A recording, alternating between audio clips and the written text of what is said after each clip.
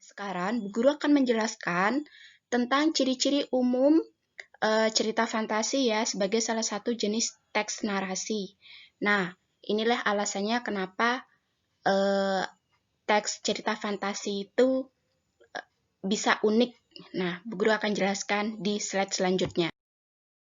Oke, yang pertama, cerita fantasi itu ciri-cirinya itu mengandung keajaiban atau keanehan atau kemisteriusan.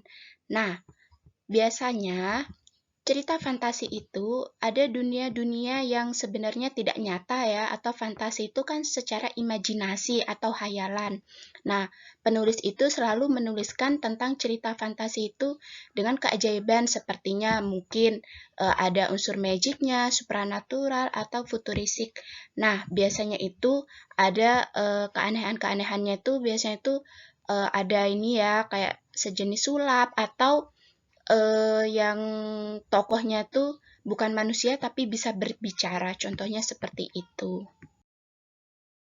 Oke, untuk yang selanjutnya yaitu cerita fantasi memiliki ide cerita.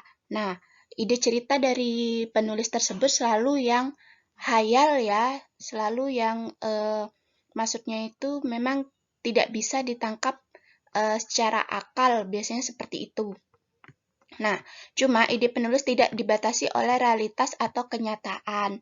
Ide cerita juga merupakan irisan dunia nyata dan dunia hayal yang diciptakan pengarang. Jadi contohnya itu tidak semuanya itu berupa hayalan, tapi juga ada juga yang berupa realitas. Oke. Untuk yang selanjutnya, cerita fantasi menggunakan latar lintas ruang dan waktu. Nah, jadi sesuai dengan yang telah tertulis di sini, peristiwa yang dialami tokoh terjadi pada dua latar yang ada dalam kehidupan sehari-hari dan latar yang tidak ada dalam kehidupan sehari-hari. Contohnya, pada tag pertama, tokoh itu berada di dunia nyata. Nah, terus habis itu, pernah kalian dulu mungkin melihat film-film kartun atau film-film barat yang ternyata bisa masuk ke dunia lain, contohnya seperti itu, ke seumpama dunianya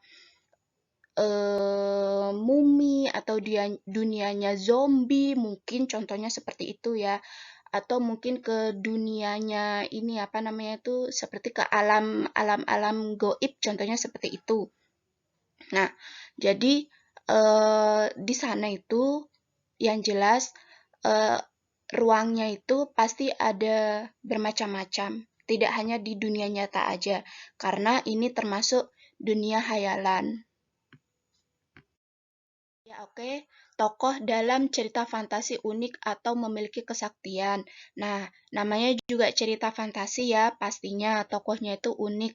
Contohnya, kemungkinan itu di sana itu alat-alat benda yang bisa berbicara, seperti kalau dalam sekolah itu buku bisa berbicara, pensil bisa berbicara. Di sana dia dijadikan tokoh sebagai apa? Contohnya seperti itu kan dengan penulis.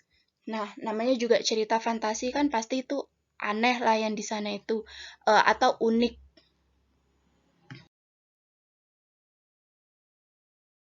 yaitu cerita fantasi itu bersifat fiksi. Nah, fiksi itu maksudnya tidak nyata ya. Jadi dalam kehidupan cerita fantasi itu sendiri eh, ceritanya itu tidak semuanya itu nyata atau bisa ditangkap dengan akal. Jadi ceritanya itu seperti dongeng, contohnya seperti itu. Jadi mungkin di kehidupan sehari-hari itu contohnya itu tidak ada. Tuh. Bu Guru akan menjelaskan tentang bahasanya. Nah, bahasa yang digunakan di dalam cerita fantasi itu memang cukup unik ya, emosi yang kuat dan variasi katanya itu cukup menonjol. Jadi di sana itu bahasa-bahasanya itu memang bahasa-bahasa yang mudah dicerna.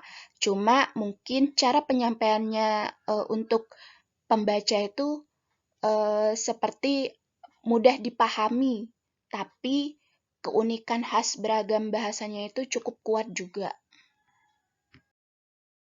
Cukup sekian penjelasan dari Bu Guru ya tentang ciri-ciri umum teks fantasi.